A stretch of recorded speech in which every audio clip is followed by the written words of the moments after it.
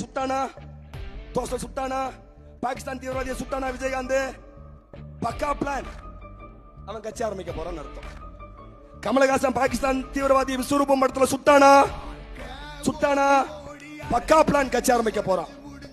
இந்த பையன் இவன் ஒரு படம் நடிச்சான், இந்த விஜய். அது என்ன ஒரு படம், அதுலயும் பாகிஸ்தான் தீவிரவாதியை சுட்டான். நிறைய படத்துல நடிச்சான், பீஸ்னு வச்சுக்கோ. பாகிஸ்தான் தீவிரவாதியை சுட்டான். எத்தனை பேருக்கு தெரியும் இந்த அரசியல்? இது சூட்சும அரசியல். அடுத்ததாக காத்திருக்கிறோம். நாம் தமிழர் கட்சியை வீழ்த்துவதற்காக அடுத்தடுத்த திட்டம் இருக்கு. அடுத்து ஒருத்தன் பாகிஸ்தான் தீவிரவாதியை சுட்டிருக்கான்.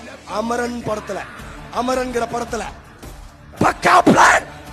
இப்ப என்ன பிரச்சனைனா, சீமானுக்கும் முன்னாடி இந்த அரசியல் எவனுக்குமே புரியல. சீமான் தம்பிகளும் வந்த பிறகு இந்த சூட்சுமம் புரிஞ்சிருச்சு. ஏன் இவன் கட்சி ஆரம்பிக்கிறான்? தமிழர் இடத்துல இருக்கிற பிரச்சனையை இவன் பேசுவானா? விஜய் பேசுவானா? எனக்கு முன்னாடி பேசல என் தம்பி நான் பேசுறானா? காடுவளம் பறிபோகுதுன்னு பேசுறானா? கனிம வளம் பறிபோகுதுன்னு பேசுறானா?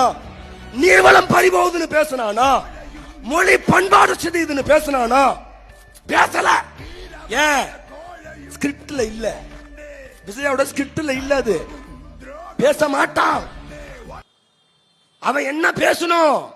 எந்த ஊருக்கு போனாலும் யாரோ டிஎன்பிசி எக்ஸாம் இருக்குல்ல, இந்த டிஎன்பிசி எக்ஸாம்ல கேள்விகள் கேட்பாங்க. அந்த கேள்வித்தாளை தயாரிக்கிறவன் விஜய்க்கு எழுதி கொடுக்கிறான் போல. பாண்டிச்சேரிக்கு போனா பாண்டிச்சேரியோட பெருமை மிக்க புலவர் யார் என்றால் பாரதிதாசங்கிறான். சேலத்துக்கு வந்தா சேலத்தோட பெருமை என்னவென்றால் மாங்காய்ங்கிறான். ஈரோட்டுக்கு போனா ஈரோட்டின் பெருமை என்னவென்றால் மஞ்சள்ங்கிறான். டே மஞ்சமாக்கா, இதெல்லாம் எங்களுக்கு தெரியாமலாடா வாழ்ந்துகிட்டு இருக்கிற நாட்டுல? ஏ கொள்கைனா இல்லையா? கொள்கை என்ன? காடுவளம் கனிம வளம் பறிபோகுது. இதை எடுத்து பேச ஒருத்தரும் இல்ல. தொடர்ந்து நடிகன் கட்சி கட்டிட்டே வரான். இந்த கூத்தாடி கூட்டம் இந்த கூத்தாளிகள் பின்னாடி ஓடுறான்.